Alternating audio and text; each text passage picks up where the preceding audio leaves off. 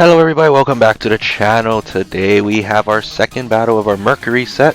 Our opponent is bringing Latios, Gliscor, Quagsire, Rotom Wash, Lopunny, and Scizor. A very OU heavy team.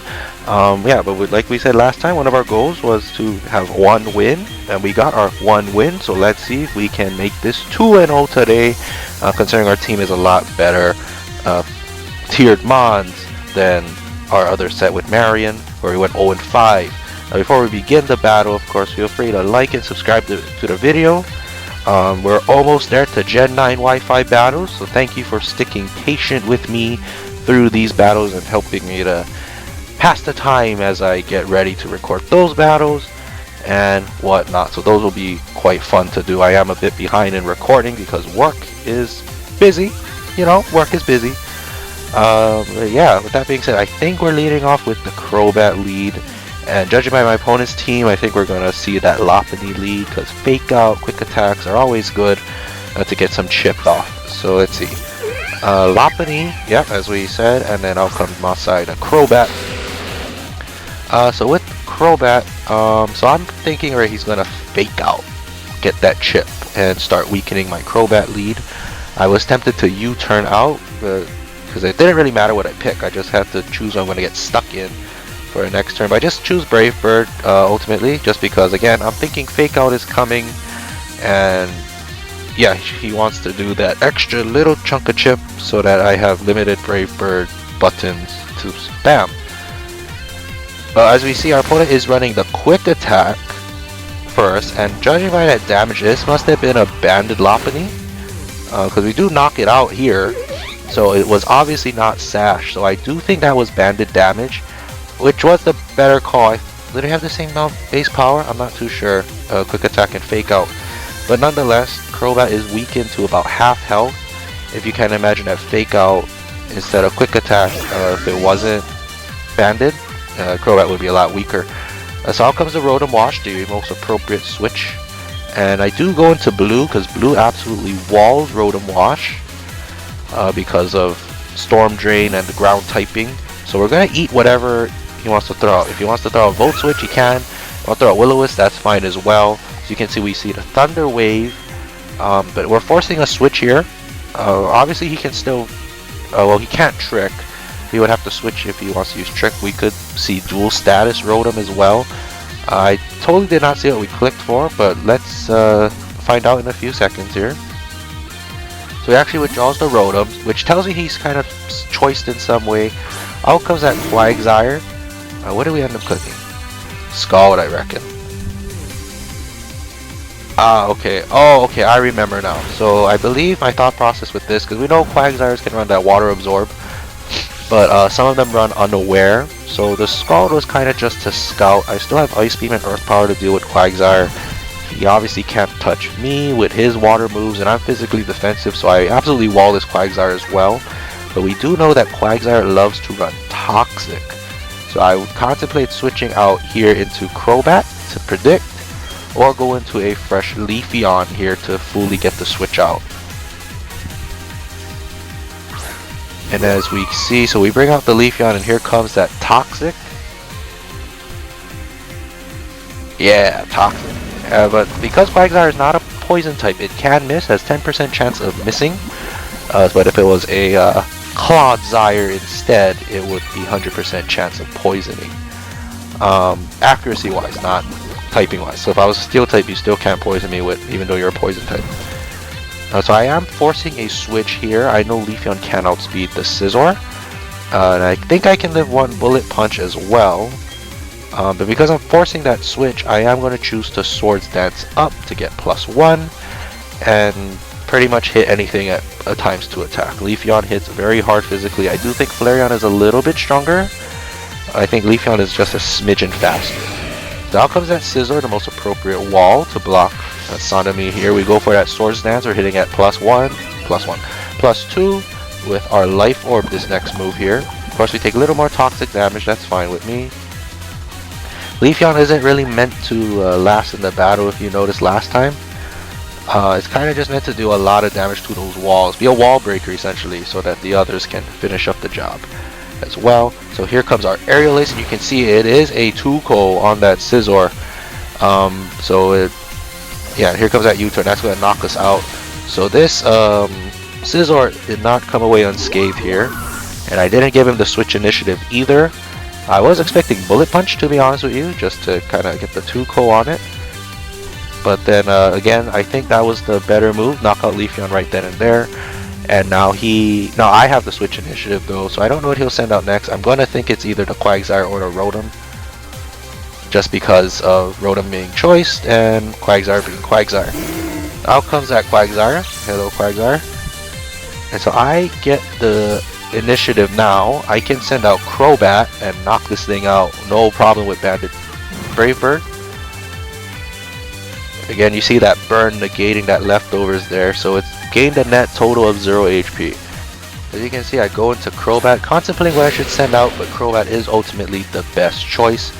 Scizor is heavily damaged, so it's not going to want to take a Brave Bird. Of course, it has Bullet Punch to knock me out, but Brave Bird from this Crobat is going to knock out anything or deal a lot of damage to anything that wants to come in. So if I was the opponent, I would leave Quagsire in. I think Quagsire used its purpose already, but you know, that's just my opinion. So he actually withdraws, so whatever wants to come is going to take a big chunk of damage. Out comes that Gliscor. So the I don't know the word. A very notorious defensive wall, and you can see Crobat just cleaved right into that Gliscor. So I don't know if that has defense investment in that Gliscor, could be fully offensive, but it doesn't matter because Brave Bird is just going to knock this thing out. Doesn't matter if he goes for Protect, doesn't matter if he switch, I'm just going to click Brave Bird and do a lot of damage. You got to either let his Gliscor wall go down or let something else go and take a chunk of damage here. We don't have rocks up, which is unfortunate. I think rocks would be very, very good in this game with Crobat Brave Birding everything. But in this instance we don't, but Crobat is still holding up his end of the deal here. So he chooses to leave that Gliscor in, and we are going to knock it out with the Brave Bird. I believe is to send out Scizor or that choiced Rotom there. Sorry if I sound a little nasally to you guys today. It is quite cold today of this recording, and my allergies are all stuffed up, so excuse me if I sound a little nasally. Out comes the Scizor as expected. I'm going to switch out and go right into blue, because I know I can knock out the Quagsire now. It doesn't have Water Absorb. He can Toxic me. It does not matter to me. Blue is just here to counter this Scizor while dealing damage to any other thing that wants to come in. Rotom, we still block Rotom as well. As you can see, Scizor, I was about to say Quantum, because that's what I named my Scizor. Scizor just Bullet Punched Blue, and Blue took it like a champ. Defensive wall. And we're just going to click Scald. We have nothing to fear of that Quagsire. He's not Water Absorbed. He is unaware. That's how he got burned in the first place. So he withdraws Scizor, goes out into Rotom. Quagsire. Okay, he does go into the Quagsire. Again, does not matter for me. I'm just, again, I click Scald. I'm going to do another, what is that, a third?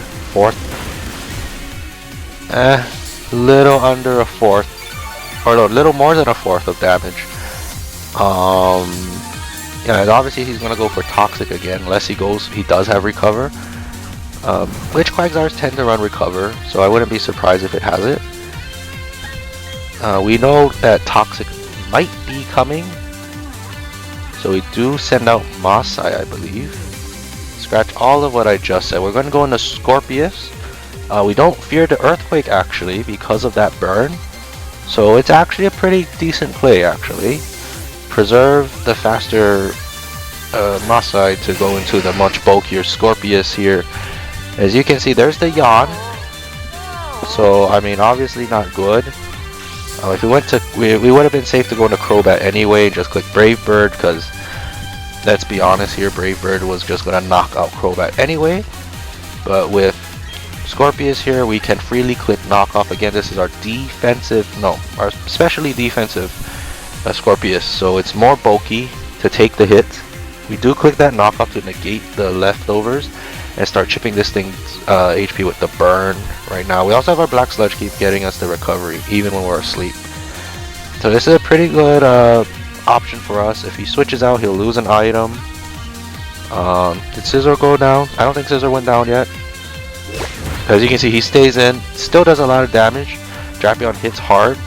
Here comes that EQ, and you're going to see we're going to eat this quite well here. Little less than a fourth, I would say, where we have our Black Sludge recovery compensating for our damage there. You can see we're going to chip this down. We're asleep now, so we have 1 turn of guaranteed sleep. So now we gotta decide, do we want to risk taking damage, or do we want to try get the sleep away from us so we can set up toxic spikes or just click knockoff again. As you can see here, I am contemplating of the Masai, probably because Earthquake coming again or recover, but it didn't matter because Brave Bird would just knock it out. But as you can see, we ultimately chose to stay in, get the turn of sleep out of the way. And here comes that EQ. We've been eating those EQs, so yeah, I mean, look at that. It's about a 4-co, so that's 2. So about 2 more hits would knock out Drapion, depending on the row. But Quagsire is slowly getting chipped down, so not really mattering too much of this play here. And I think I'm gonna actually stay in again this 1 turn to get the 3 turns of sleep off. And if this thing were to still be alive, I still have I can still knock off or set up T-spikes because Burn is going to knock it out. Scorpius still taking those hits quite well. I bet if it was full physically defensive, this would probably be a 5-co. As you can see, yeah, I think it would be 5-co if it was max defensive Drapion. And also, Quagsire goes down to the Burn, so that means next turn we are going to wake up. And yeah, we'll wake up on whatever's going to come in. So out comes the Scizor. Probably going to just bullet punch me, to be honest with you. I do click knockoff, because it doesn't really matter what I choose with Scorpius. Scorpius did his job fantastically. Scizor, probably go for Ruse, probably go for Swords Dance. Probably still thinking I'm going to be asleep this turn. But I think sleep is only 3 turns. It's not Drowsy from Legends, though I think that would be very cool if we had Drowsy as a status. Heck, even Frostbite as well. I think that those 2 would be really good for the game. But at this current time, we're just going to click knockoff. If we lose Scorpius, we lose Scorpius. We still have Gastro in the back to handle it. You can see here comes that Swords Dance, so he just chooses to freely set up on us, expecting us to sleep this 4th turn. Of course, we're going to wake up and hit knockoff, which will knock out Scizor.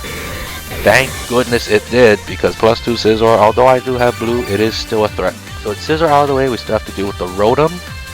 And oh, I don't remember off the top of my head what's left. I know Rotom is one of them though. So we'll see what he sends out next. So out comes a Rotom, obviously Scarf. So you can see 2 more Pokemon. Yep, I was correct. So we do just straight up go into blue. You can see I'm taking these battles a little more seriously just because I really want to avenge that 0-5. You know, that 0-5 was pretty bad. So this is the set I'm choosing to, okay, let's just rebuild, see if we still got it with Pokemon. Or do we have to relearn Pokemon? You know what I mean? Because 0-5 is a tough pill to swallow. So out comes Gastro. We're going to wall the Discharge in this case. Lefty's recovery, so we absolutely wall the Rotom, forcing a switch, and I believe my opponent is going to tap out here. There is actually nothing he can do. So I think my opponent is going to tap out here. We improved to 2-0. So I'm glad you guys stayed around. Thank you for support. This team is doing well. Can we improve to 3-0 next time? Stick around to find out. Until then, have a great day. I'll see y'all next time. Yeah. Ciao.